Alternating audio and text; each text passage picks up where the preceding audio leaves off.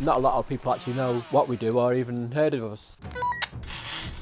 We could be at home, we could be at work. Right, go, get there as soon as possible.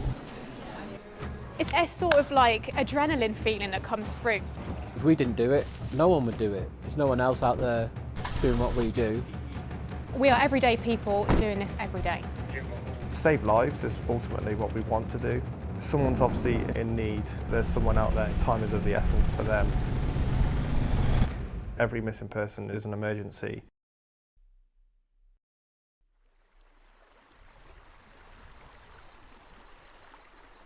It was on the Wednesday, the 19th of September. I dropped him back around about 12 o'clock on the Tuesday night after the game. I said, don't worry about texting me, but just make sure you text your mum. Okay, see you at the weekend.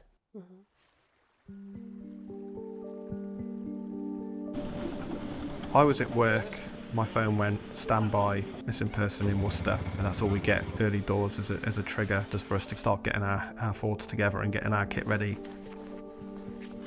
We never got any text messages from him on the Wednesday morning, so we went off to work, didn't we? And he just went about our business, said he went to school. My phone went. It was one of the girls who was in the flat opposite that Tom did know, and she said to me, has Tom been in touch? And I said, no. I said, I've had no contact from him at all. She said he didn't come back to his room last night.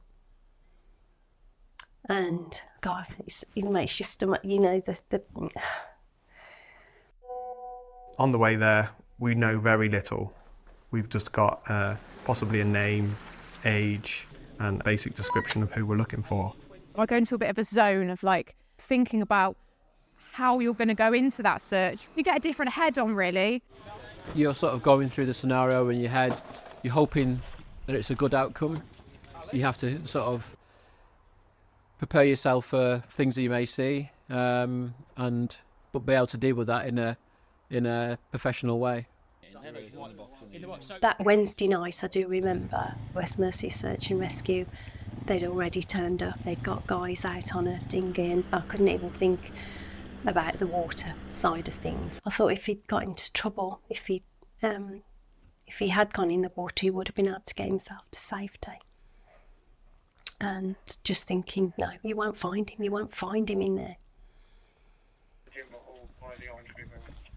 Every search is completely different because you go into different areas, you're in different terrains, different weathers, different team. Everything is completely different. To sort of know that even though the police are out there or the fire brigade, etc., also a volunteer service is going out looking for that missing person. It just gives them some form of hope that that person is going to come back into their lives.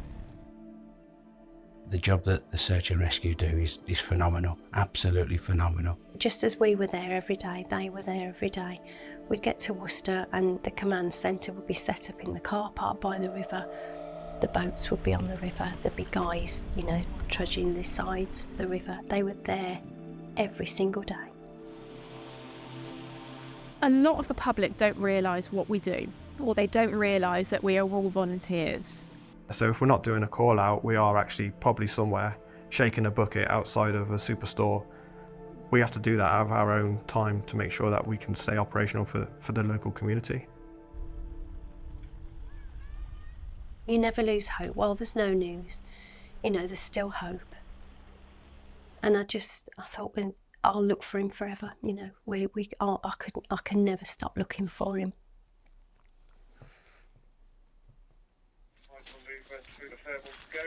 We have been involved in a couple of searches that are ongoing and they've not had closure because the person still has not been found.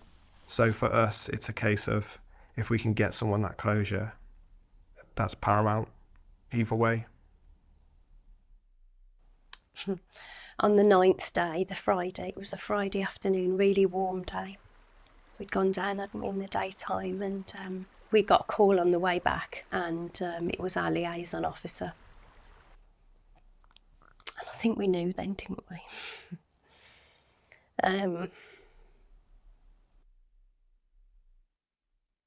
It was the worst possible outcome. I couldn't even have imagined it, but he came back to us. At least we were able to say goodbye.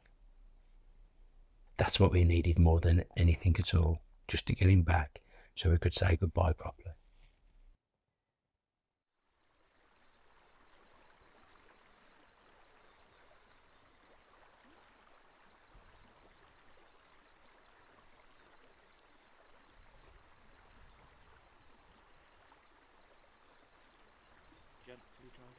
Remember that one?